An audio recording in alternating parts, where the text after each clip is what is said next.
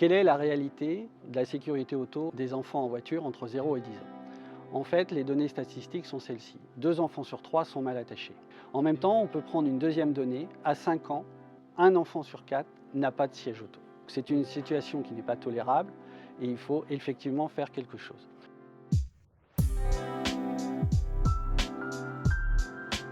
Le but aujourd'hui, c'est de vous montrer, à vous, parents, quels sont les principes de base pour mettre un enfant en sécurité dans une voiture, quels sont les types de sièges, quelles sont les situations que vous allez rencontrer, quelques rappels de législation issus du code de la route. Première règle, les adultes et les enfants de plus de 10 ans doivent être attachés en voiture avec la ceinture de sécurité. Deuxième règle, entre 0 et 10 ans, l'enfant doit avoir un siège auto, qu'on appelle un système de retenue enfant, ou SRE. Vous retrouverez cette expression dans le film. Troisième point sur la législation, c'est le conducteur automobile qui est responsable de la sécurité des occupants. C'est-à-dire que c'est le conducteur qui doit vérifier avant chaque départ que chacun a sa ceinture de sécurité et que les enfants, quand ils sont dans leur siège auto, sont bien attachés. Quels sont les différents types de systèmes de retenue enfant? Nous avons d'abord les nacelles, qui sont prévues dès la naissance, jusqu'à 70 cm ou 9 kg. Vous allez trouver également ce qu'on appelle des coques, qui sont prévues jusqu'à 85 cm ou 13 kg. À partir d'1 an jusqu'à 4 ans, ça peut même être dès la naissance, vous avez ce qu'on appelle les sièges baquets. Dernier type de système de retenue enfant, entre 4 et 10 ans, les réhausseurs. Quelques mots sur la morphologie des enfants avec la sécurité auto en voiture. À la naissance, les enfants n'ont pas du tout une musculature du cou et la tête pèse 20% du poids de son corps. Il n'a pas du tout non plus de musculature du corps. Le cou commencera à se muscler à partir de 2 ans et demi. Il sera vraiment musclé à partir de 4 ans et également pour la résistance du corps. C'est ainsi qu'entre 0 et 4 ans, l'enfant va être tenu en voiture par des harnais ou autre possibilité de tenir l'enfant, un bouclier. Donc vous aurez en tant que parent, quand vous choisirez votre siège, le choix entre les harnais et le bouclier. À partir de 4 ans, dans le réhausseur, vous voyez qu'il n'y a plus de harnais et de bouclier parce que ce sera la ceinture de sécurité auto de la voiture qui tiendra l'enfant. Peut-on mettre un enfant à l'avant d'un véhicule avant 10 ans? Oui, s'il est en coque et si l'airbag est déconnecté. Oui, s'il n'y a pas de place à l'arrière du véhicule, c'est-à-dire déjà peut-être occupé par d'autres enfants. Et oui, s'il n'y a pas du tout de place arrière et que c'est un véhicule industriel ou d'entreprise. D'un point de vue réglementaire, retenons qu'il y a 2 normes. La norme R44 de 1990, qui organise les sièges auto en fonction du poids des enfants, avec beaucoup de sièges tenus par la ceinture de sécurité de la voiture. La deuxième norme, la R129 de 2013, est organisée en fonction de la taille des enfants, en centimètres, et elle a notamment mis en place les systèmes ISOFIX. Le système ISOFIX, ce sont des broches qui ont été fixées sur les sièges auto. Ça remplace le système de fixation avec la ceinture et on vient l'éclipser sur les sièges des voitures. Le système ISOFIX est complété par un système qu'on appelle anti-retournement qui est une jambe de force.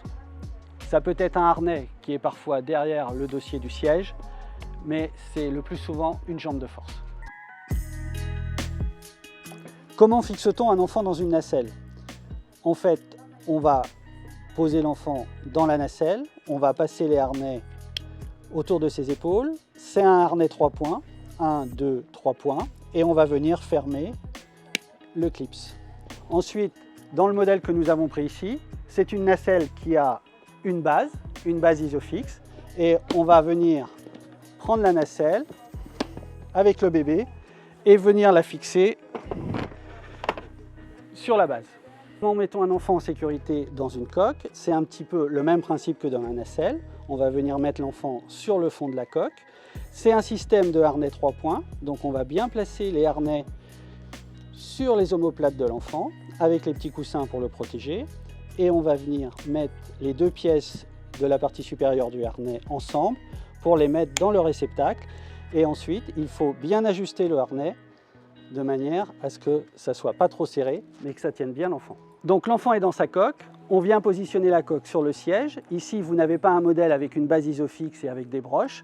Vous avez juste le siège auto qui est tenu par la ceinture, avec la grande diagonale qui passe derrière le dossier et la ceinture ventrale qui passe sur le devant du siège. Et vous voyez qu'on a bien tendu les ceintures de manière à ce que l'enfant soit bien attaché. À partir du moment où vous avez un coup de frein ou vous avez un choc, l'enfant est tenu dans le siège.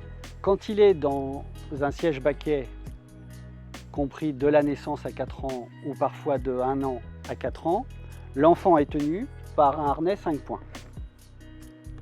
Et le principe de ce type de siège, qui est isofix, vous avez donc les broches qui se mettent dans le siège et il est effectivement pivotant et ça vous permet de mettre l'enfant dos à la route. Donc l'enfant dans les sièges baquets peut être dos à la route ou face à la route. C'est l'un des points importants de la norme R129, c'est qu'elle impose le fait d'être dos à la route jusqu'à 15 mois. Donc pour les réhausseurs 4-10 ans, l'enfant va être tenu par la ceinture de sécurité.